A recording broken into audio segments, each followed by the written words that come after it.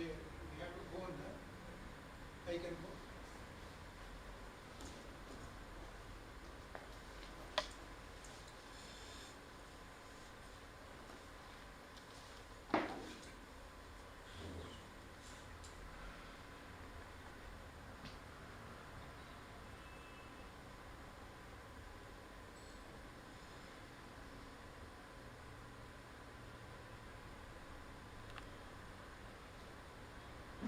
Good evening, friends.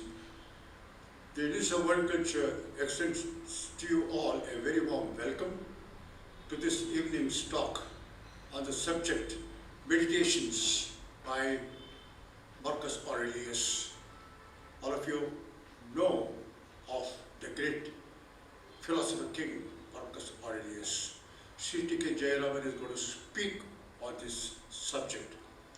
This is one of the series of talks Sri T.K. Jayaraman has been giving right from September 2015 to this day. He has covered 45 lectures so far, and almost the whole gamut of Western philosophic thought has been covered in this talk, especially the Greek philosophy.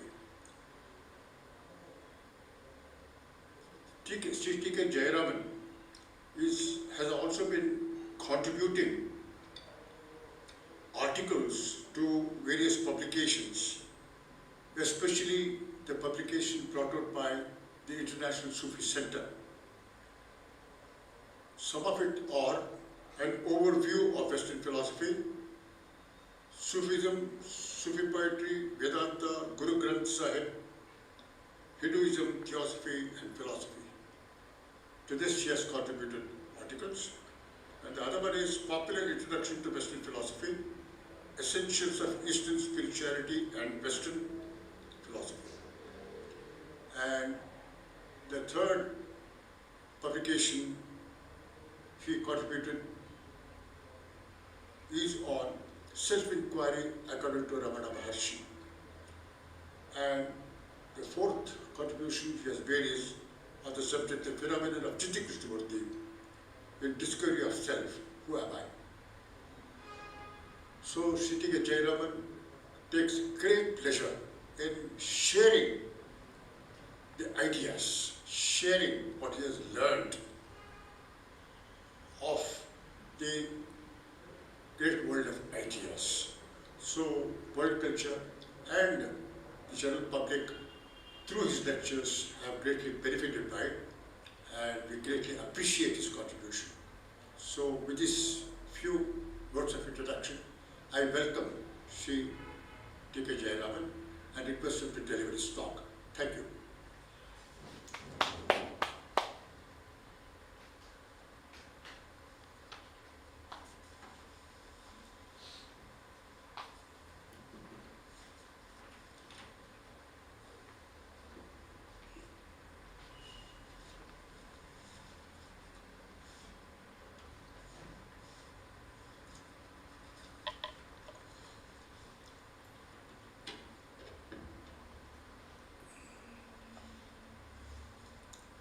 Thank you, Mr. Ramprakash, for your kind introduction. Good evening, friends.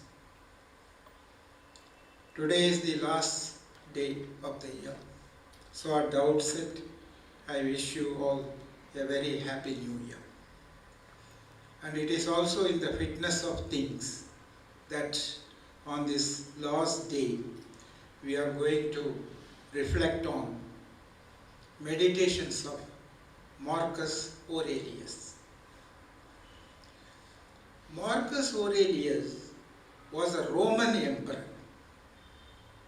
Hitherto, we have been dealing with a lot of Greek thinkers, especially Socrates and Plato.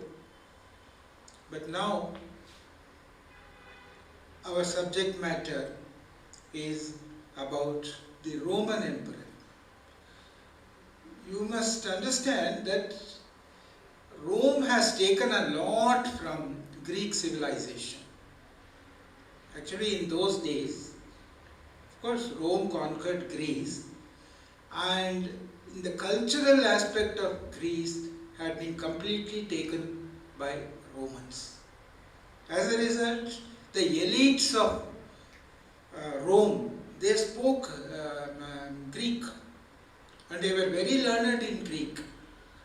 And you will be surprised to know that this Roman emperor wrote his meditations, which we are going to talk about now, only in Greek.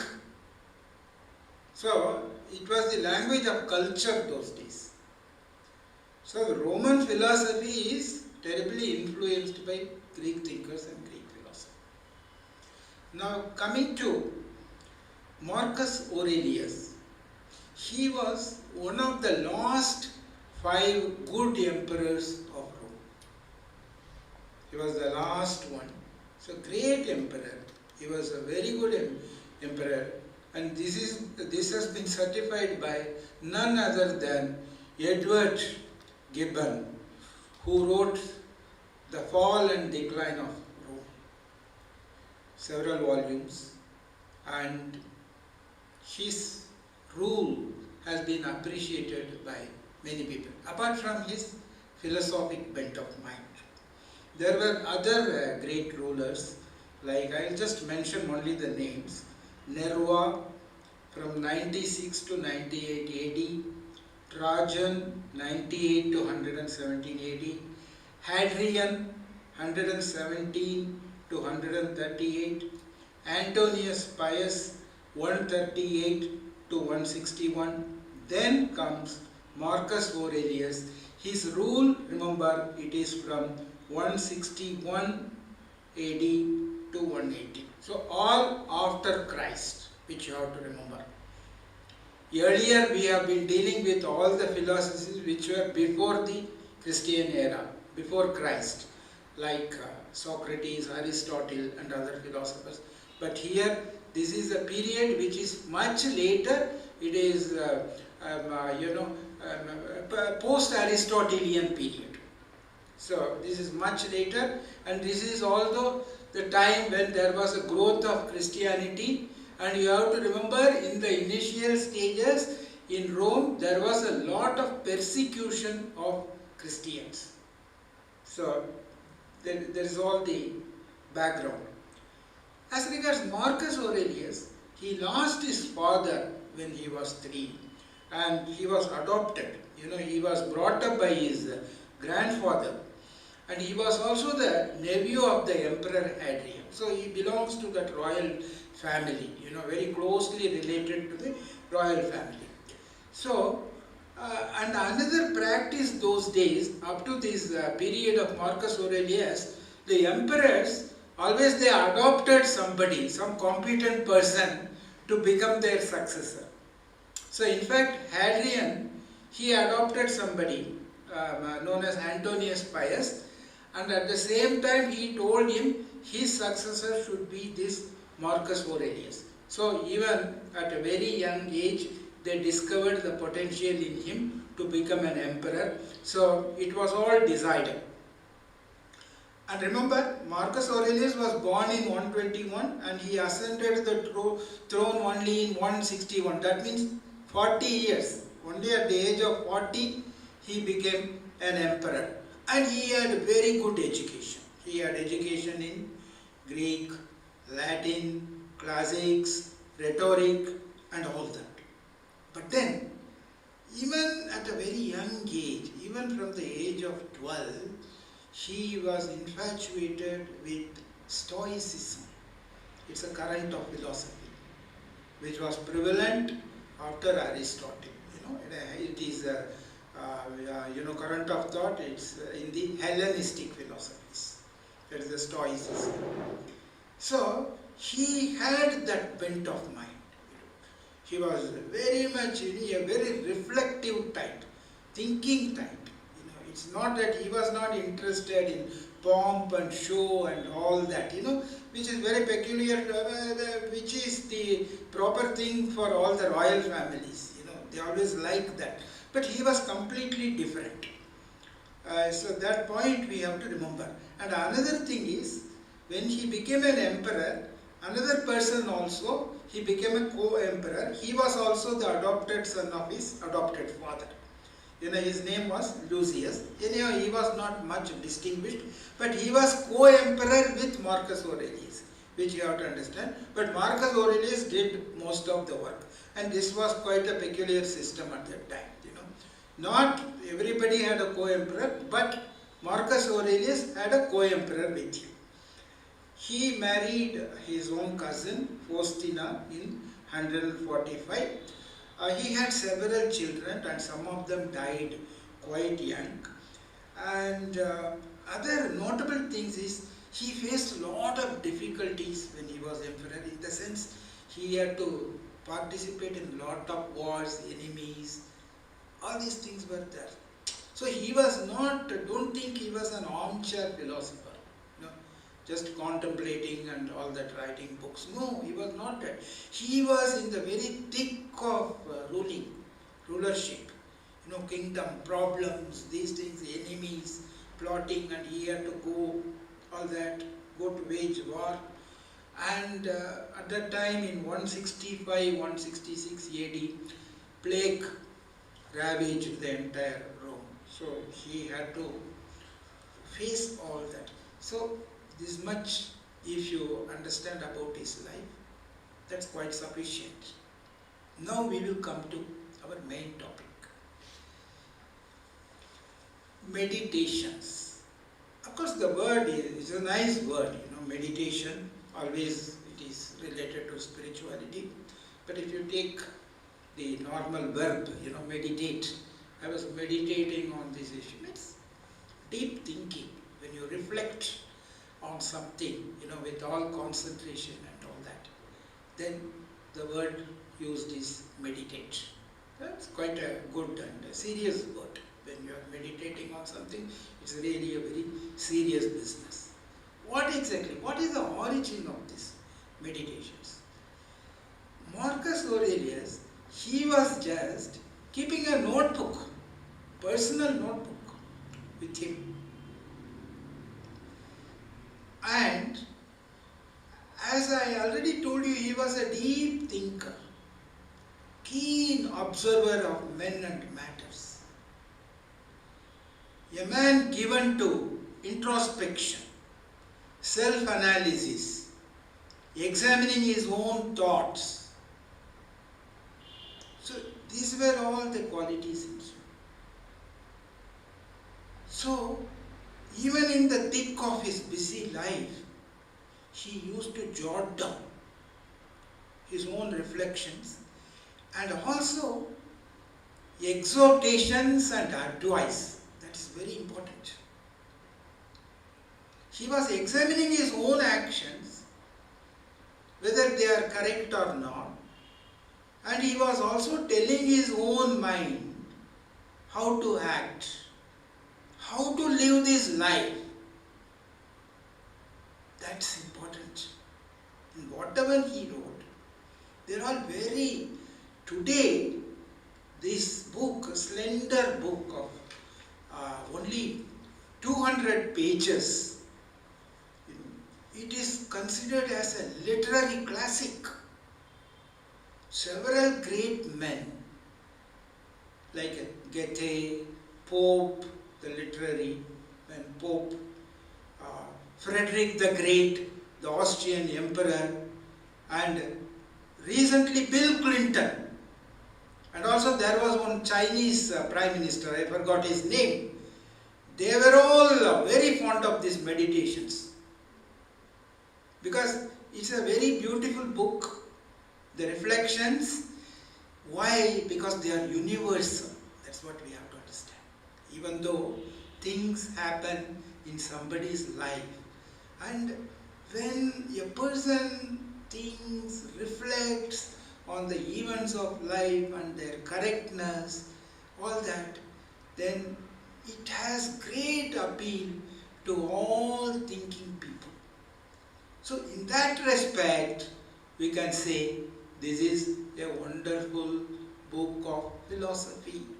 Even though it is not a treatise on philosophy, like many academic philosophers and the professional philosophers have written many treatises on philosophy, these and that and all that. No, no, not at all. These are all just reflections of a very thinking personality. That is, so they have relevance to all persons, not necessarily only to emperor and people at a very higher level of life. No, not at all. Whatever he says, they are relevant to you and me. That is why this book is highly praised. It is said that sometime, this whatever he has recorded, it was recorded, while he was in campaign in Central Europe. He was very much in war, he had to defend his city, country and all that. So sometime in AD 171 to 75, that is what scholars surmise. So, and in these meditations, there are all jottings, 1, 2, 3, 4, and you don't have any dates. So it is uncertain actually when exactly he recorded them.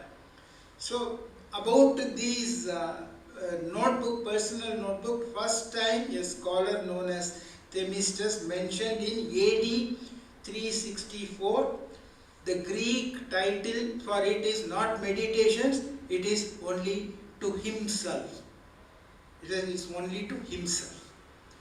That is what is the Greek title. That means all this book is not meant to be published for outsiders. It's all for himself. He writes all his reflections, what I have to do, how should I behave, all this type of self-introspection, self-analysis. Now the modern text is from two sources. Now one manuscript, I believe it was lost. Then there was another manuscript, and even now it is in the Vatican Library. And the first printed edition of these meditations was in 1558. So this is all about this history of this book.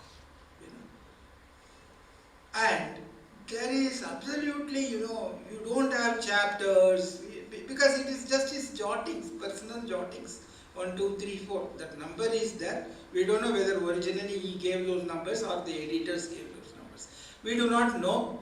Only thing now you can understand is there are 12 books in this whole compilation of his personal notebook. Now in the modern edition there are 12 books, book 1, book 2, that's all. There is no other title for them. So there is nothing systematic in them, saying that first chapter, second chapter deals with this, third chapter, no. So that's the difficulty about this book, because there will be something he will be telling about, say, your duty, then he may say something about the impermanence of the world and all that. So he will switch over from one topic to another. So that's why it is, a little difficult in the sense what exactly. So to draw a very coherent philosophy is also very difficult from this, but still we can glean lot of truths. And he is taking from several sources, you have to understand. Even though he was very much attached to Stoicism, about which I will be telling you now, what exactly is this Stoicism and how he is a Stoic. He has drawn from several resources, Socrates, Plato, then Epicureanism and all that he quotes here and there. So he was not very dogmatic about anything, that you have to understand. So, so the influence of Stoicism is very much there in his meditations.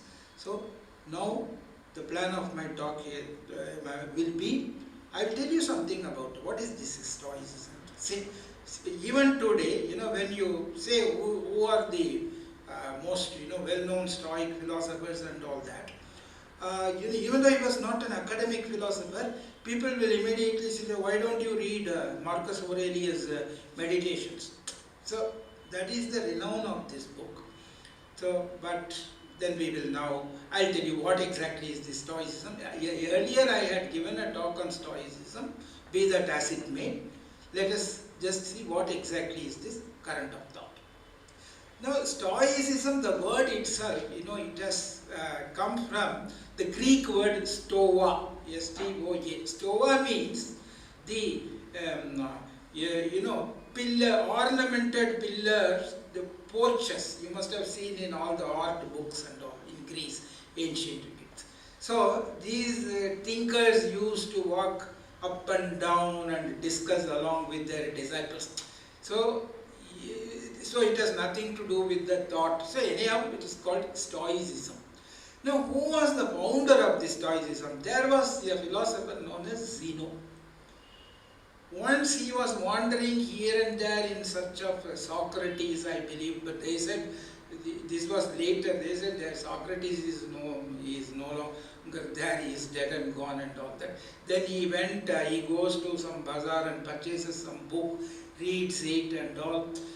So he was inspired by it. Then he thinks over and all that. And they said this Zeno was the founder of the Stoic philosophy sometime in 300 BC.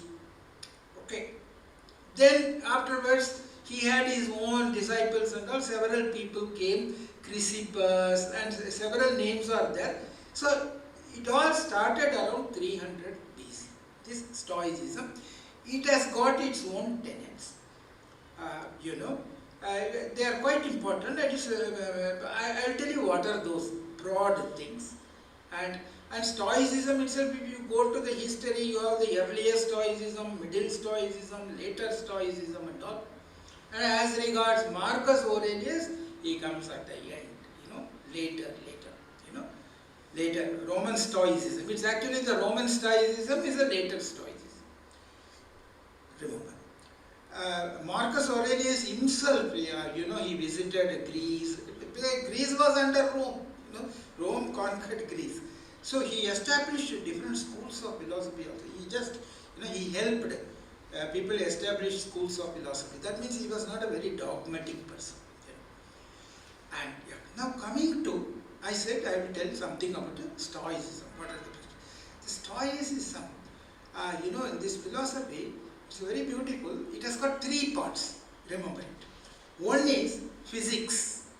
Physica in Greek, it means nature. Note it. Physics, not in the sense of the modern physics which we are studying, but physics, nature covers everything. Everything in the universe. The physical things, the matter. All things which are there in the cosmos. So, one is the physics, means they emphasis on understanding the nature of the universe. So, one is the physics. Then, the second thing is the ethics. Ethics is, we are part of the entire cosmos. How do we live properly? So, that is the subject matter. It's a very great subject, ethics. And then the logic. Logic is reasoning and thinking. Actually, for this Stoic, the most important thing is the logos. The logos is a very beautiful word in ancient Greek. Several philosophers have used it. Logos means it is the reasoning. One of the meanings. It is something, which creates order in the whole cosmos. That's what we have to understand. So, logic is derived from logos, means clear thinking, the proper thinking. So, these three things are very essential in Stoic philosophy. In fact, Chrysippus, they say he was the founder of the, propositional logic. The logic, they have ancient logic textbooks, the proper method of reasoning, how you are combining the logical operators, and, or, and all this is together with the prepositions and derive at the truth or falsity of something. These are all, they have gone deep into it. So that is broadly the Stoicism. But nowadays, what is emphasized in Stoicism is, apart from the physics and the logic, it is the ethical portion which is very, very important for all of us. For the ordinary man, who may not be interested in going into the intricacies, metaphysics, epistemology of all these things. But what is important for mankind is how to live. And the Stoicism supplies you with that. It gives you lot of materials to think, to reflect, and to implement, to follow all these principles in life. That's why today the word Stoic and Stoicism finds place in the normal dictionaries. In the normal dictionaries you will find the word Stoic, Stoicism, Stoic. He kept a stoic indifference, stoic calm. Remember, there itself the meaning. Means you are unperturbed by anything. That is the mark of a stoic. So that is what they want you to learn. As a philosopher, even Zeno, Chrysippus and all these things, they wanted to train you in philosophy. Philosophy was a practical training. It is not an armchair philosophy, writing treatises and only discussing word of, verbiage. No, that's not it. Philosophy is to be lived. Philosophy is a way of life. Just as in India, we all the time we see, Indian philosophy. It's a way of life. We are always saying, there also it's a way of life. Philosophy is a way of life. Because philos is love, sophos is wisdom. It is the love of wisdom. And later, I have to mention another name in Stoicism, the later Stoicism. He is Epictetus. Epictetus lived during the period in the 1st and 2nd century AD only. So, in fact, Marcus Aurelius quotes a lot from Epictetus. Epictetus was a slave, later turned into a philosopher. His manual, his discourses are very, very famous in Western philosophy. And they are also the foundations of Stoicism.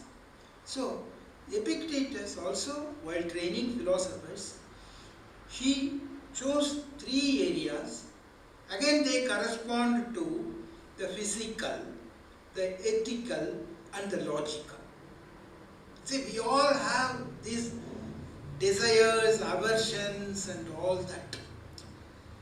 So, but what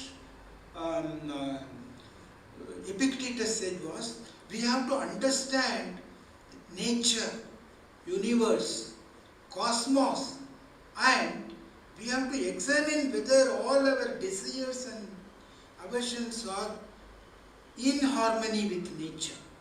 You can't go away from nature.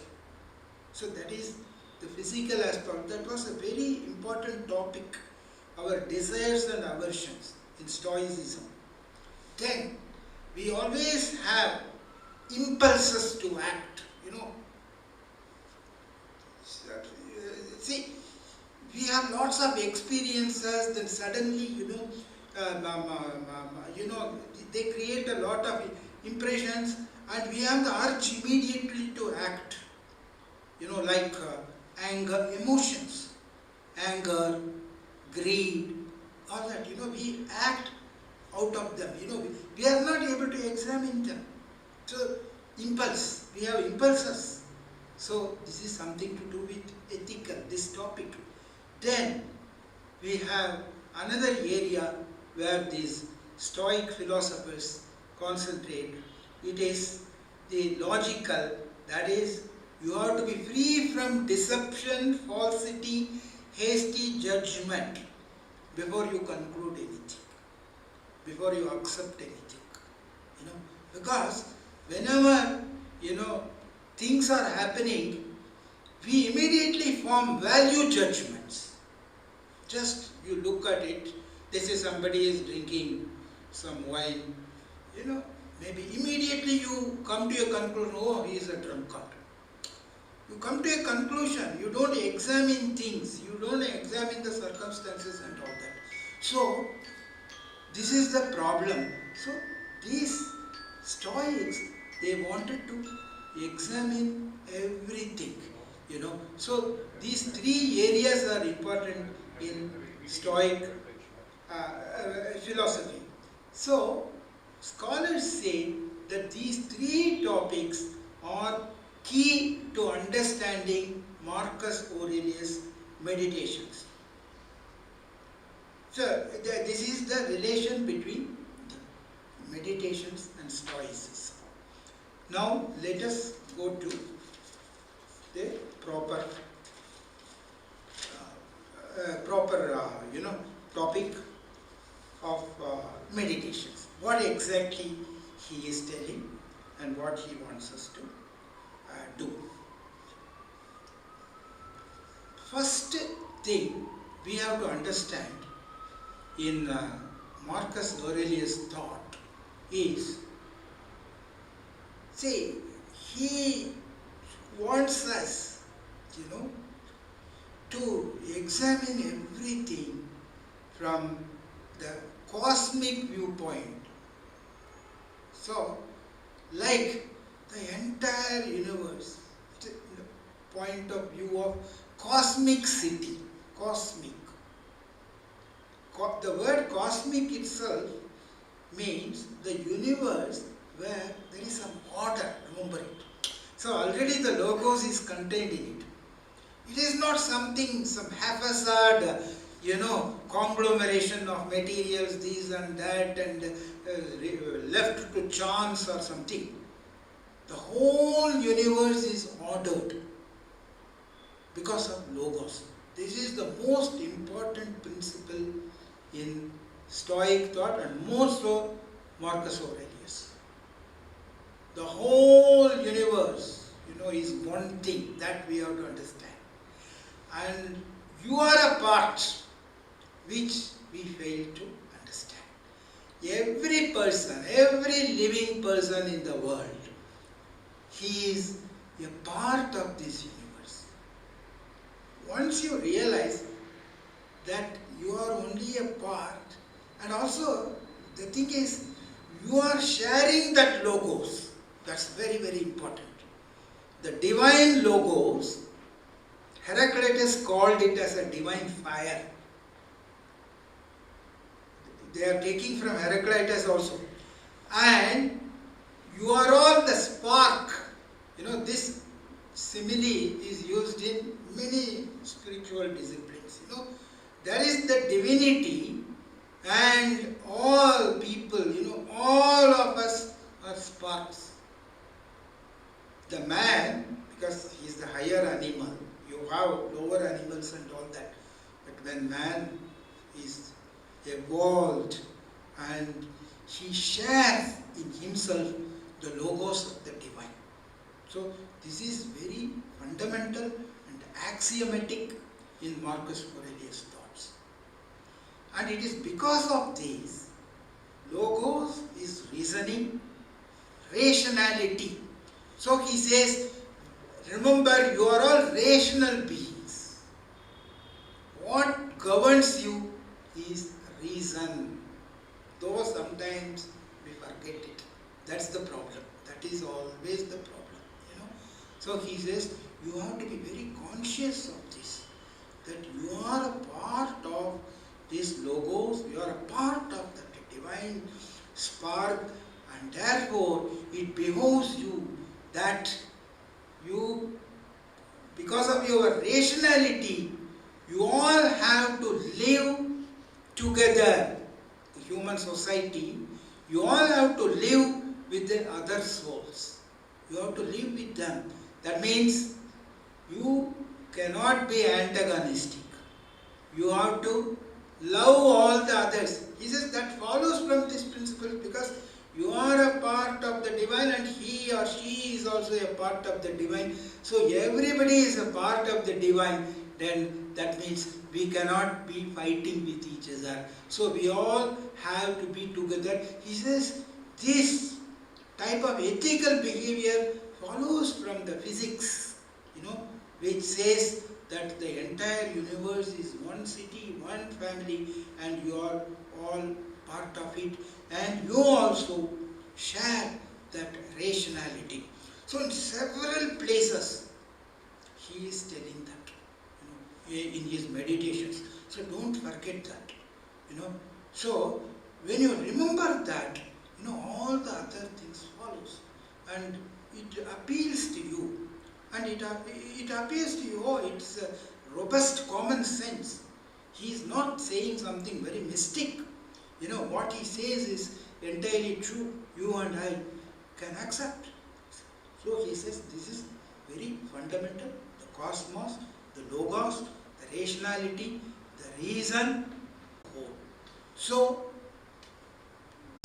all that, and finally he comes to gods. So see, this the culture of paying debts to ancestors is there in every culture, including our culture. In many cultures it is there. That one day you are grateful to your forefathers, to all the people who nurtured you. So that is there. In the second book, I'll put only one paragraph. It's very, very nice. In your day-to-day life, what happens? I know I will quote a small portion of it and then we will take it up. When you wake up in the morning, tell yourself, the people I deal with today will be meddling, ungrateful, arrogant, dishonest, jealous, and surly. They are all like this because they can't tell good from evil. See the point? The thing is, you come across lots of negative people in life. Any day. Lot of negativity you come across. How to deal with that negativity? You can't react like them. That's a very important lesson he teaches. You can't lose your temper with them. The point he wants to make is they behave like that because they are ignorant. This is a very important thing which we have to learn. This is the lesson of Socrates also. He says why a man forgets virtue, why he behaves apparently in a bad manner. He says it's ignorance. All masters say that it is because of ignorance. What are the implications of it? The implication is that you can't hate him. Don't say, I will give him back in his own coin. That is the important lesson which we have to derive. Several places he says that. Because he is ignorant. I was reminded of this when in the Bible, Jesus Christ was crucified. He says, Father, pardon them. They do not know, what they are doing. That was there, Christ. Again, if you see when Mahatma Gandhi was shot, his last word was, hey Ram. So you find it there. And many servants, it's not that only Marcus Aurelius or Stoicism says this, but this is a very important point, in our dealing with the outside world and in our relationship with others. So, he says, but I have seen the beauty of good and the ugliness of evil, and have recognized that the wrongdoer has a nature related to my own, not of the same blood or birth, but the same mind. He recognizes that all of us have the same mind, even the wrongdoer, but he does the wrong thing, it is because of his ignorance. and possessing a share of the divine. See that? That's very important. So even the wrong man, he is also a spark of the divine. But something happened and he forgets the divinity in him, and that is what propels him. And there are so many reasons you can find why a man acts the way he acted. So this is the first thing he recognizes, and this has very lot of implications for all of us. How do we behave with others? Is it can I return evil for evil? No, you cannot. So this man who was an emperor, of course, he has waged war and all. There are other circumstances. But why they go to war, they have to defend sometimes. So we can't say that we be such a pacifist, why he goes to war. No, that's not the argument. He was a man of the world, He had to face the problems of life, but he also realized that when you are dealing with other people, you have to understand this, and you can't, return evil for evil. And in this connection, I would like to, share the thoughts. Two important thoughts. Yes, this is, I took from the Vachanas of Basavanagudi, a very remarkable work. He says, why should we get angry with those who got angry with us? What do we get out of it? What do they lose? Anger of the body is detrimental to our larger body. Anger of the mind is detrimental to our wisdom. The fire, this is important, the fire that caught inside the house, unless burns that house, will not burn the neighbor's house. Oh Lord, Kodala Sangama Deva. What a beautiful, what beautiful way he has said the same thing. Anger first burns you before burning the other person. And this, Marcus Aurelius realized it.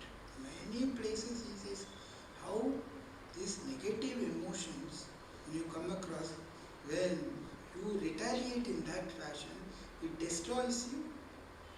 Which will be, any psychologist will tell you, see, you should know how to deal with your emotions. That's one of the main subject matters in the meditations.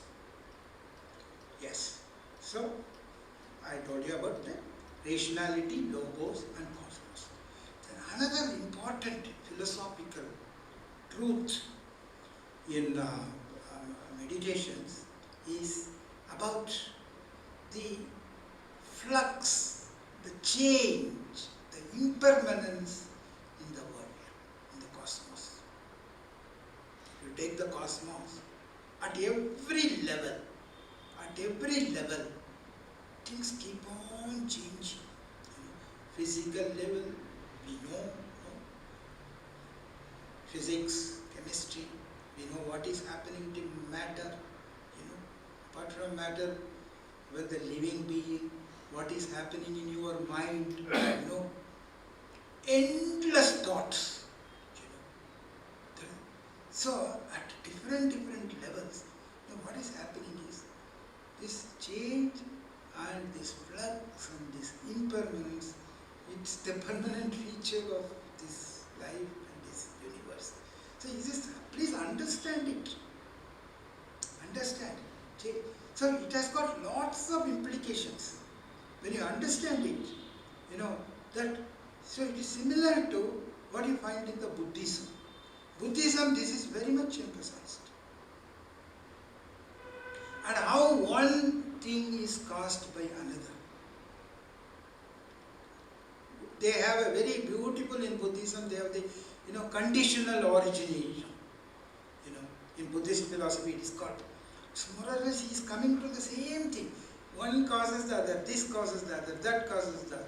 So So, yeah, the cause is there because it is the logos, Nothing takes place without any cause. Note it. And there is always change. There is always change. And the world is rational. So, what is this good and bad? We have our judgment, something is good, it did something good, something bad. He says in things themselves you don't find anything good or bad, something labeled as good and bad. When it affects you, when it creates an impression in you, and you call it good and bad, that is all.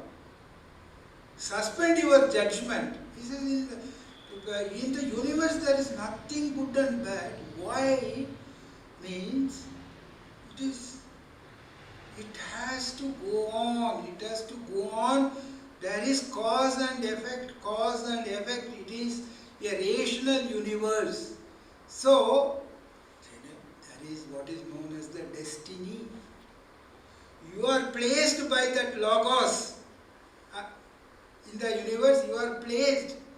And he says, you think about the cosmic scale and you won't have all the pettiness. Let us take for example the time. You have been allotted a particular time. So many years you are going to live. That is your time. When you are born, you have been given that time. Now what is it in comparison with the cosmic time? Nothing. The time allotted to you is nothing. And the time before you and the time after you is infinite. Similarly, what is the little corner which you are occupying on this earth? It is nothing, less than a millionth part of a speck in the whole entire universe. He says, you think of all these things and abandon all your pettiness. That's what he says. See, we are so petty, preoccupied with this, that and all that in our small life. He says, you go and think about the cosmic dimensions and see what is it. Are you so important? And he wants us to realize the insignificance of the things to which we attach so much value. One of the things in our life is how we are so much worried about another person's opinion about us. Several places he says that, we are very much worried. And many times if you see your own motive, you may be doing something, to get the praise of some other person. Some satisfaction you get, by the flattery.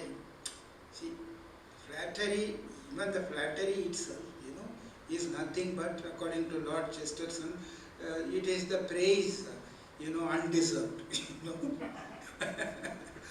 Yes. He also said the praise undeserved is a satire in disguise. Lord Chesterton, when he wrote a letter to his son, he was advising him. So that is the thing. See, we are placing so much importance. Now he says, think of it, those who have praised. See, you are going to be here for some time, you will be dead and gone, and those who praised you, flattered you, they are also dead. They are going to be dead and gone. So everything is going to vanish. What he wants to emphasize is, you place look at things in proper perspective, and don't unnecessarily worry about this man, that man and all that. What he wants you to do is, can you live a virtuous life? So remember, again for Stoics, then you can say, sir, what is this sort of philosophy? Is it a sort of nihilism? Nothing is important. No, it's not nihilism. For them, virtue is important. We spoke a lot about virtue in Platonic dialogues. It's the same virtue, justice and all that. So the Stoics, they lay emphasis on virtue, means the virtuous conduct, the justice, the courage, the wisdom, moderation, all these things are important. So he says, you look after your soul first, your own soul, that's given to you, See, the body is there, body will decay, anything can happen to it. Not that body is not important, but apart from the body, you are not only the body, you are the soul. And you tend to your soul. Look after it and see it instead of bothering about somebody else, what he thinks and all. He says, whatever the other person thinks or does and all, he says it is not going to affect you. What is going to affect you is only your thoughts. He places a lot of emphasis on thought control and the control of your thoughts. Thoughts are very, very important. He says we have to attain such a mastery over our thought in such a manner that suddenly somebody is asking you, what are you thinking, my dear, now? Then you have to immediately say, yeah, I was thinking about it. And that should not be an unworthy thought. So he says, that is so you have to train yourself in that. And so he beautifully says, all our unhappiness comes because of this long judgments, hasty conclusions. And when you are puffed up with your own importance. So he says, somebody says something, you get injured, because it affects the ego, and you start fighting and all. So these are the things where we have to observe our own selves.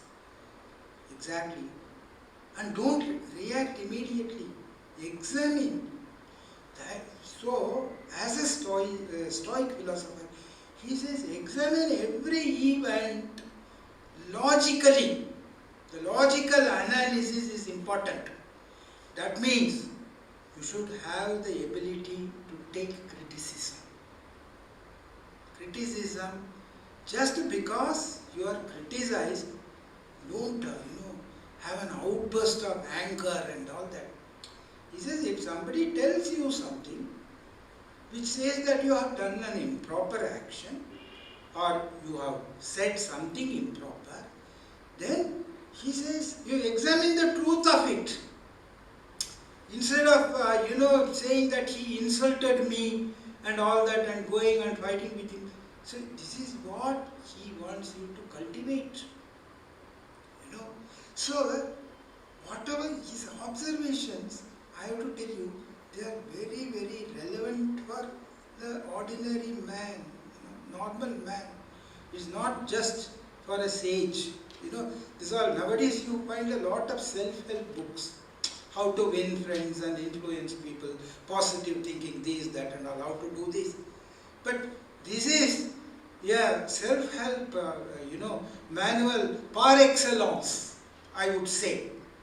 And I would recommend this, but it has to be read very slowly, It's not a novel or something, you can't read it very fast. Even when I took a lot of time reading it and jotting it down and all that.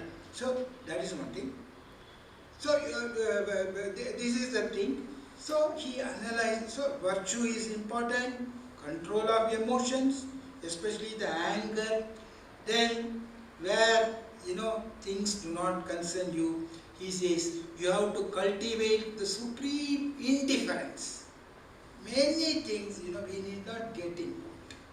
You can be indifferent. Indifference, apatheia, in Greek language it's called apatheia. That also in English also has taken it, apathy. Because in English it is a pejorative sense, apathy of the public health authorities and all that we say, that indifference, it's not that indifference. This indifference is where things don't concern you, where they don't affect your soul. You have to maintain the supreme indifference, which is very, very important. Then, the destiny. Destiny, we also call it as fate.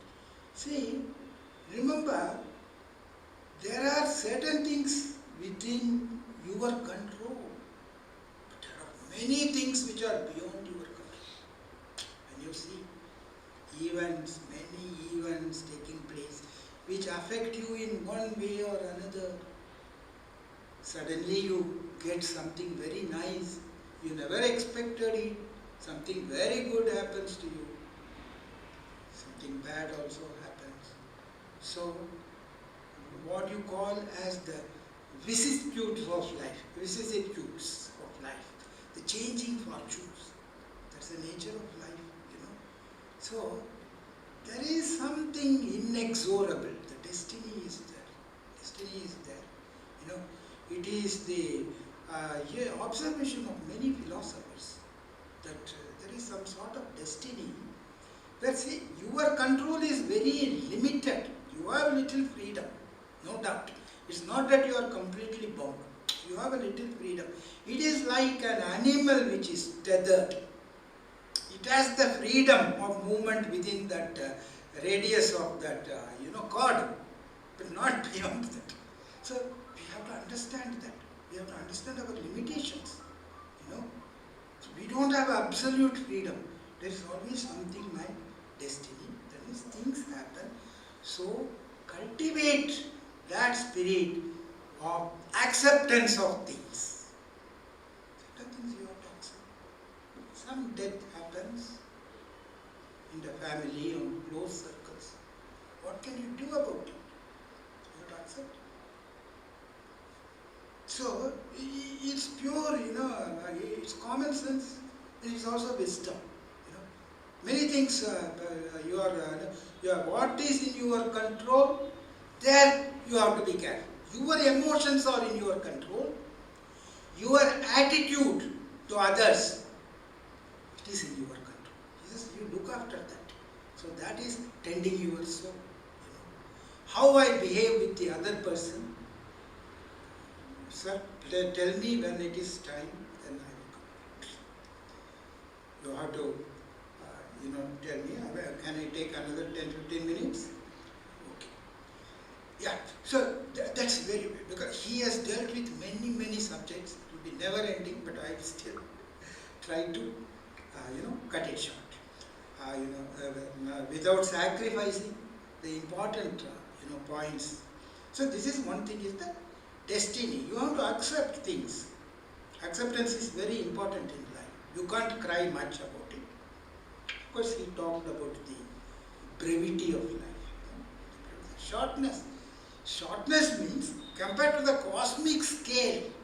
That's why at the outset, not to be petty-minded, he wants you to contemplate on the higher things, on the universe and the infinite time and the infinite space, so that you are not in your very narrow circle. So that is it. So that's why the brevity of life. Then on death, in several instances, he talks about death, not with all gloominess. Death as a good thing. Death is a renewal. Death is a renewal. Even in the physical sense, what happens? He says anything, any living being, he is composed of all the elements which are there. And so he is allotted a time. He has a soul and he lives.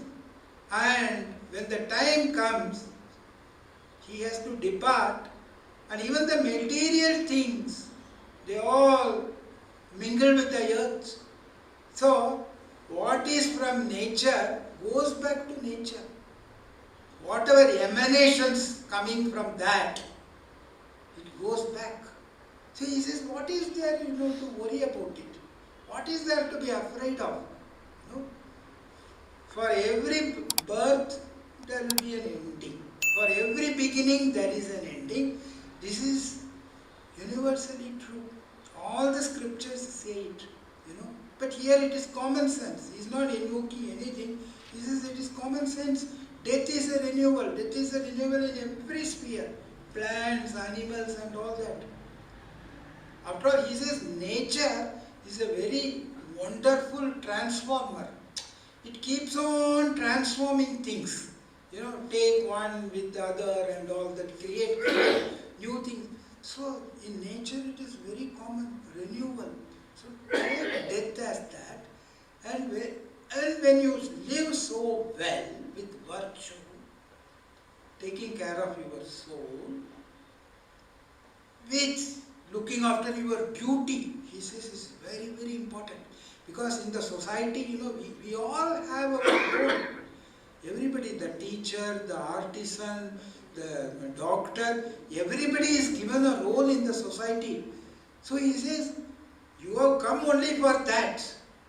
You have to play your role. You have to do. So that becomes very important. So you cannot be, neglecting it.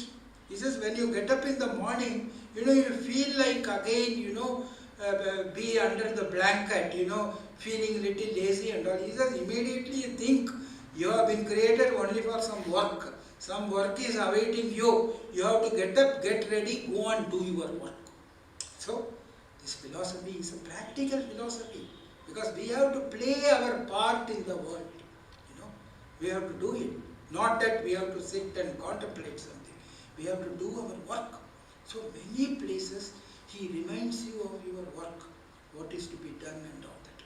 So be attentive to all that. He says, and don't worry about others. Take care of your emotions. Then live a good life. Then what is the problem in departing from this life? You do not know what is in store for us. So why you have to have a fear? So many places he talks about death and the fear, and he makes a point very logically that there is absolutely no point in fearing death. So this is a very important contribution. Yes. Then thought control I have already told. He talks about, many places he talks to you about submission to the divine.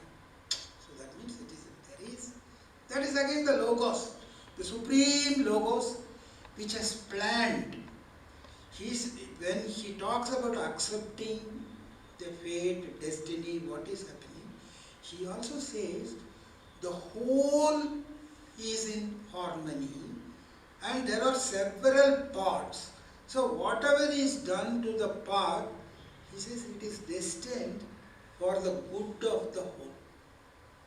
So that means what he wants to say is you cannot separate yourself from the whole. None of us can separate ourselves from the whole and say I want this, I want that. He says that is nonsense. That is contrary to reason. He says you are a part of the whole. So whatever happens to you is in the interest of the whole.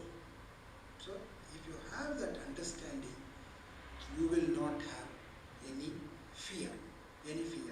So he says you have to be contented with life. Contentment which is important. Your lot, what is given to you. No point in comparing you with somebody else. You are you. And you have been allotted some time in this earth to live, and you have been given a role in the society. He says you do it well, then he says you need not do anything. You need not do anything. So he is all against this pomp, this show, this falseness. So he is all for being truthful. Justice, he says justice is the biggest virtue. He says there is no other virtue which is higher than justice. And he talks a lot about desire. He talks a lot about desire. He says the best thing, against desire is self-control. So he wants you to have that self-control, means the control of thought. So what is important in Marcus Aurelius' life is a sort of, you have to take care of yourself, take control of yourself, the awareness of whatever you do, No, you can't forget, the purpose of your stay in the earth. You have come for a particular purpose. It may be different for different people, but you have to accomplish it. That is your duty. And when you accomplish it, you have to take care of all the things, take care of your emotions, and you have to, have that affection, he uses the word, for all the people, irrespective of their attitude towards you, irrespective of the fact that they had not behaved well with you. He says you have to have that affection, because that is, as a rational human being, you understand that you are a part of the universal logos, and the other people also share the same divinity. So it is incumbent on you to behave with them, to love them. So this is all you can get by reading through these meditations. I recommend it to everybody. Thank you, all listeners. I have a question. Yes, sir. Marcus Aurelius, Yes. given when a young person, Hadrian chose him to be the emperor. And Hadrian's son also, he appointed along with Marcus Aurelius as co-emperor. Yes. What is the name of the Name, son? he is, I'll tell the name, I have got it, I noted it down, his name, I noted it down here. Okay. Lucius. Lucia. Lucius, L-U-C-A-U, Lucius. No, but he is the son of one Aurelius, that Lucius.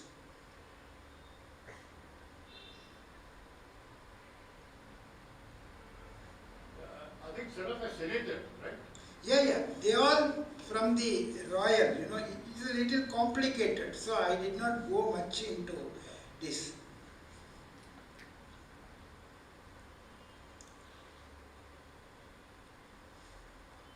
Any other thing? Yes. Thank you.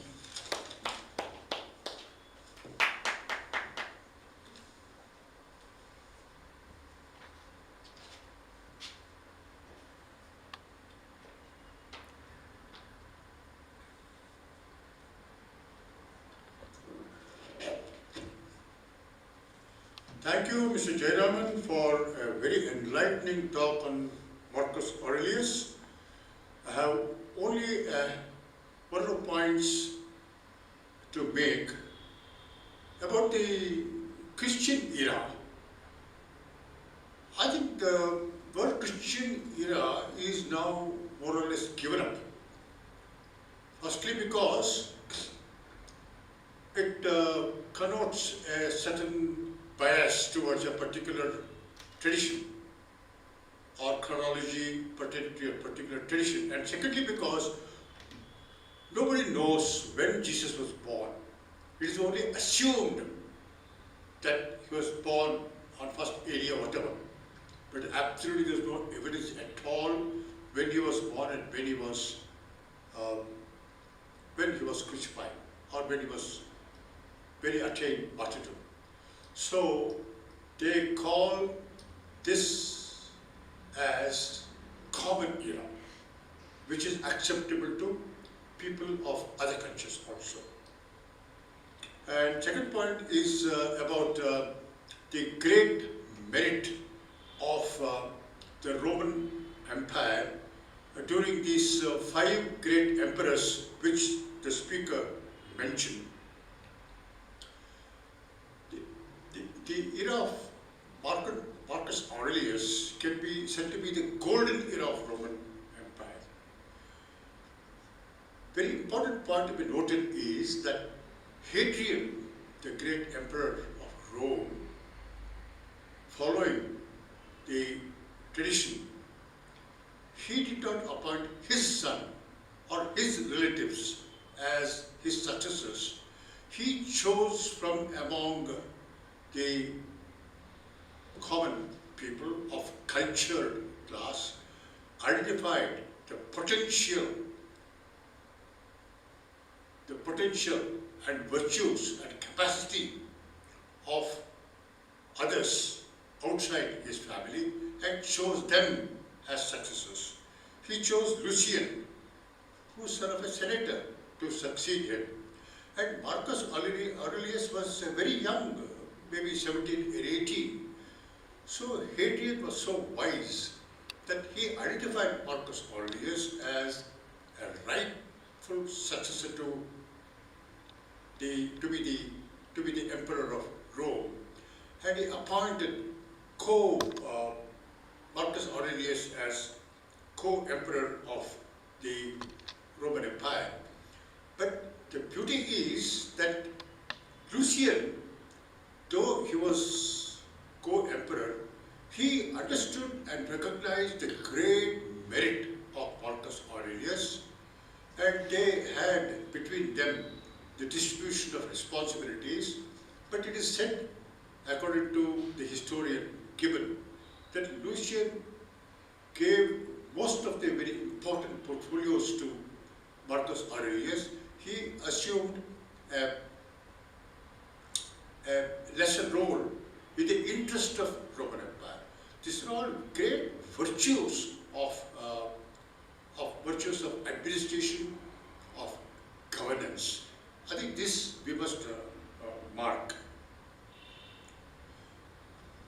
The beauty of the great emperor Marcus Aurelius is that he brings his understanding, his deep insight into the universal order and purpose, and brings his whole life, his thought and action in conformity with the universal order. I mean, that is the whole idea, the whole purpose of life. As he says, every individual is a spark of the divine, spark of the universal order. So this every spark is invested in body, incarnate. So it is under the impulse of two forces. One, the higher being of the essence of the universal order. It has an innate goodness, and having been incarnate, connected with the body, is also moved by impulse. Now what Marcus Aurelius is saying is that you have to bring your lower impulses to be controlled, to be elevated, to be ennobled and made to vibrate in unison. Your whole life and thought should be attuned to the higher order, and this is practice of virtue. If we do not do this, we, as sparks of the divine, lose more and more of the divine and become very degraded specimens on earth. So this is the